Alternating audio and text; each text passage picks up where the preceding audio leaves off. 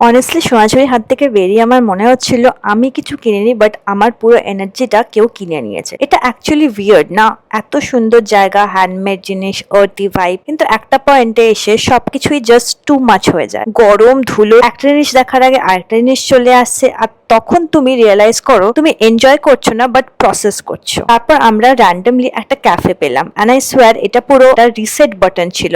নাম ছিল মৌলি ক্যাফে। ঢোকার সাথে সাথে টেম্পারেচারটা চেঞ্জ হয়ে গেল, লাইটটা সফট, সবাই আস্তে কথা বলছে, আর একটা come smell like coffee and wood. ওই গ্লাস কারাপটা আমার মা দেখে একদম সিরিয়াস হয়ে গেল। এটা আমরা যখন কলকাতা ফেরত যাব এটা আমায় কিনে দিবি। আমি আইস আমেরিকানো নিলাম, মা নিল নিম্বু পানি। আর ওই প্রথমবার ওই দিনে আমরা একটু বসলাম, ফোনটা রেখে কিছু করলাম না, জাস্ট বসলাম। আমি রিয়েলাইজ করলাম আমরা যেখানেই যাই না কেন সবকিছু ক্যাপচার করতে গিয়ে অ্যাকচুয়ালি এক্সপিরিয়েন্সটা মিস করি। অনেস্টলি ওই মোমেন্টে আমার ব্রেনটা একটু রেস্ট পেলো। ফরেন জিনিস হলো আমরা সবসময় অ্যাস্থেটিক ক্যাফে খুঁজি ইনস্টাগ্রামের জন্য, কিন্তু ওই দিন বুঝলাম অ্যাস্থেটিক মানে শুধু সুন্দর না, ফিল করতে শান্তি লাগে কিনা। ওখানে একটা ছোট্ট বুটিকও ছিল, হ্যান্ডমেড ড্রেসেস, কুর্তা, ছোট ছোট টয়স। প্রাইসটা একটু বেশি ছিল, কিন্তু অনেস্টলি আমি কিনিনি। জাস্ট ঘুরতে ঘুরতে দেখতে ভাল লাগছিল, লাইক কোনো প্রেশার নেই কিনতে হবে টাইপ ফিল না, জাস্ট লুক অ্যান্ড ব্রিথ। ওই 20 to 25 মিনিটস ক্যাফেতে যে বসেছিলাম, আমার মনে হলো ট্রিপটা এখান থেকে অ্যাকচুয়ালি স্টার্ট হলো। তার আগে সব ছিল জাস্ট মুভমেন্টস, এটার মধ্যে ছিল প্রেজেন্স।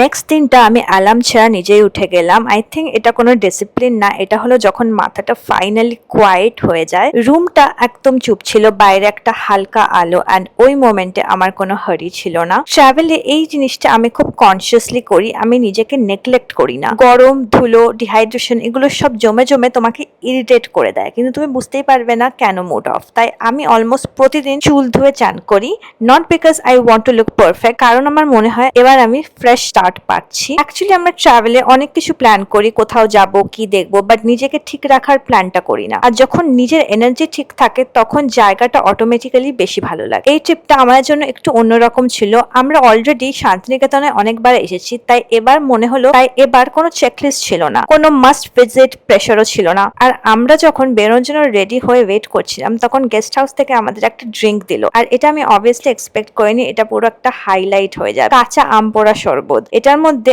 আম পোড়া, ধনেপাতা, পুদিনা, লঙ্কা সবই ছিল ব্লেন্ড করে। আমি আর মা একদম সিরিয়াস হয়ে গেস করতে লাগলাম এটা কি দিয়ে বানান। ফাইনালি মা গিয়ে জিজ্ঞাসাই করে নিল, because she can not rest without knowing. তারপর আমরা গেলাম একটা সেরামিক ফ্যাক্টরিতে। তুমি সবটাতেই ঢুকে দেখলাম, আর ঢোকার সাথে সাথে আমার মনে হলো এটা আলাদা, ডিজাইন গুলো অ্যাবস্ট্রাক্ট। আরেকটা জিনিস এটা খুব হাইলাইট করলো যে ওগুলো খুব লাইট ছিল। ইউজুয়ালি আমরা সেরামিক দেখি খুব হেভি, খুব বাল্কি। আমার মা অলরেডি বলে হেভি জিনিস ডেলি ইউজ করা প্র্যাকটিক্যাল না। তাই যখন দেখি মা নিজেই প্লেট তুলে চেক করছে নেবে বলে, I was like okay this is serious now. এন্ডে মা কিছু প্লেট নিল, বাবা একটা ভাস নিল, and I was just watching like wow, এই জায়গাটা অ্যাকচুয়ালি কনভিন্স করে দিল ওদের। মাচা বোল, ছোট ছোট কাপস, প্রদীপ, র্যান্ডম শেপস, প্রত্যেকটা জিনিসের একটা আলাদা পার্সোনালিটি ছিল। তারপর যখন ফ্যাক্টরিতে ঢুকলাম, এটা পুরো একটা অন্য দুনিয়া।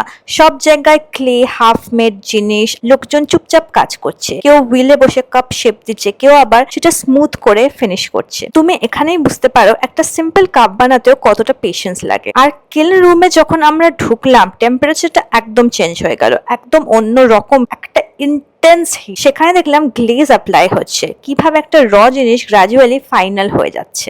তখন আমার মনে হলো আমরা এভরিডে এই জিনিসগুলো ইউজ করি, কিন্তু ওদের পেছনে প্রসেসটা অলমোস্ট কখনো দেখি না। আর যখন দেখি তখন ওই জিনিসটার ভ্যালুটা অন্যরকম হয়ে যায়। সব থেকে বেরিয়ে ফ্যাক্টরি ঘুরে আমরা লাঞ্চে গেলাম। লাঞ্চে বসতে বসতে একটা জিনিস খুব স্ট্রংলি ফিল করছি, আমরা সবাই বেঙ্গলি, সবাই ওয়েস্ট বেঙ্গলে থাকি, বাট স্টিল একটা সিম্পল মাটনের টেস্ট এত আলাদা হতে পারে। Like it's still Bengali mutton, but একটা আলাদা ওয়ার্মথ ছিল, একটা আলাদা ফ্লেভার প্রোফাইল, যেটা আমাদের বাড়ির মতো না, বাট একদম আনফ্যামিলিয়ারও না। But I don't know Y I found that very কমফর্টিং, because আমার মনে হয় আমরা অনেক সময় ভাবি same language, same culture, same state, মানে এক্সপিরিয়েন্সটাও সেম হবে, but it's not like that at all. ছোট ছোট ডিফারেন্স গুলো অ্যাকচুয়ালি সবার থেকে বেশি ক্যারেক্টার ক্রিয়েট করে। তারপর ধীরে ধীরে সেই ফিলিংটা আসতে লাগলো যে ওকে এবার ফিরে যেতে হবে বাড়ি। And I don't like that feeling. রুমে ফিরে গিয়ে আমি ফার্স্ট নোটিস করলাম যে জয়পুরি টোরটা একদমই মোটামুটি এনেছিলাম এমটি, সেটা এখন completely full. And I feel এটা শুধু আমার সাথেই না, we always think we are going somewhere for a short break, but ফিরে আসার সময় we are carrying so much more, not just shopping but small small moment attach, like this tiny dokra স্করপিয়নটা এত ছোট, বাট আমার চোখটা ওখানেই আটকে গেছিল। কোনো লজিক্যাল রিজনও ছিল না, বাট আমার মনে হলো এটা আমার সাথে যাক। বাট দ্য বেস্ট পার্ট, আমি ভাবছিলাম I will turn this into a brooch, and I think that's exactly what we do with experiences also. আমরা যেখানে যাই সেখান থেকে কিছু নিয়ে আসি আর তারপর নিজের মতো করে সেটাকে মিনিং দিই। বেরোনোর আগে লাস্ট টাইম আরেকবার ব্যালকনিটা দেখছিলাম, and I didn't even say anything, just চুপচাপ দাঁড়িয়েছিলাম। ইউ নো দ্যাট ফিলিং না, যেখানে তুমি জানছো তুমি চলে যাচ্ছ, বাট তুমি একটু আরো আর থাকতে চাও, নট বিকজ কিছু বাকি আছে, বাট বিকজ তুমি জাস্ট কমফোর্টেবল হয়ে গেছো। কোনো ড্রামাটিক মোমেন্ট না, কোনো ইমোশনাল সিন না, জাস্ট একটা কোয়াইট অ্যাটাচমেন্ট। তারপর আমরা বেরিয়ে পড়লাম, বাট অবভিয়াসলি লাস্ট মোমেন্টের একটু শপিং বাকি থাকবেই। মা বলছিল লাস্ট টাইম সোনাঝুরি হাট থেকে একটা পার্স দেখেছিল কিন্তু কেনেনি, এন্ড আই লাভ হাউ কেউ জিনিস আমাদের মাথা থেকে বেরোয় না even after so many days. তাই আমরা আবার ওখানেই চলে গেলাম। রাস্তায় বেরিয়ে দেখলাম অনেকগুলো ছাগল একদম রাস্তা জুড়ে ঘুরছে, দেখে ভালোই লাগলো, বিকজ কলকাতাতে এটা এত ন্যাচারালি দেখা যায় না, ওখানে এটা কমপ্লিটলি নর্মাল। পর আমরা চলে গেলাম সোনাঝুরি হাটে, এক্স্যাক্টলি যেটা প্ল্যান ছিল। মা বলছিল লাস্ট টাইম এখানে একটা পার্স দেখেছিল কিন্তু কেনেনি, অ্যান্ড আই লাইক হাউ কেউ জিনিস আমরা তখন না কিনলেও মাথার মধ্যে থাকে। ফাইনালি মা তার পার্সটা পেয়ে গেল, অ্যান্ড একটা ছোট সার্কেল কমপ্লিট হলো। আর আমি এই একটা লং বিডেড নেকলেস নিলাম, একদম সিম্পল, বাট সামহাউ আমার এই আউটফিটটার সাথে ভালোও লাগছিল। বসার পর প্রথমে অনেক কথা হচ্ছিল, কি কিনলাম, কি ভালো লাগলো, বাট ধীরে ধীরে সব চুপ হয়ে গেল। যাওয়ার সময় এক্সাইটমেন্ট থাকে, ফেরার সময় থাকে রিফ্লেকশন। যখন বাড়ি ফিরলাম, গাড়ি থেকে জিনিস নামাচ্ছে, একদম নর্মাল একটা সিন, সুটকেস, ব্যাগ, ছোট প্যাকেট, বাট আমার কাছে ওই মুমেন্টটা অলওয়েজ একটু স্পেশাল লাগে, because it is wire the trip actually ends. না রাস্তায় না হাটে, বাট এখানে।